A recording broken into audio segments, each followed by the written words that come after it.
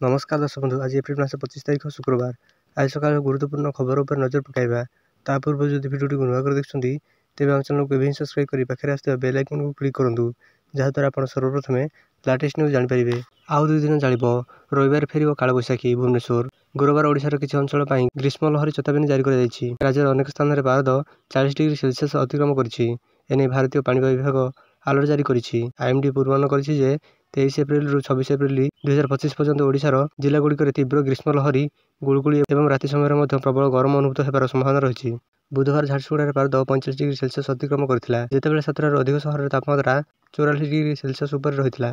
सुंदरगढ़, संबलपुर, सोनपुर, बौद्ध, बलांगीर एवं बरगड़ जिला एक येलो वार्निंग जारी कर ଯାଇଛି। कलाहांडी, नुआपड़ा, देवगड़ एवं अनुगुल जिला येलो अलर्ट जारी कर ଯାଇଛି। बालेश्वर, भद्रक, जाजपुर, केन्द्रापड़ा, कटक, जगतसिंहपुर, पुरी, खोर्धा, नयागढ़, गंजाम, गजपति, केन्दुझर एवं ढेंकानाल रे गरम एवं आर्द्र पाणीपाग परिस्थिति बलवत्तर हेबो बोली आईएमडी कहिछि।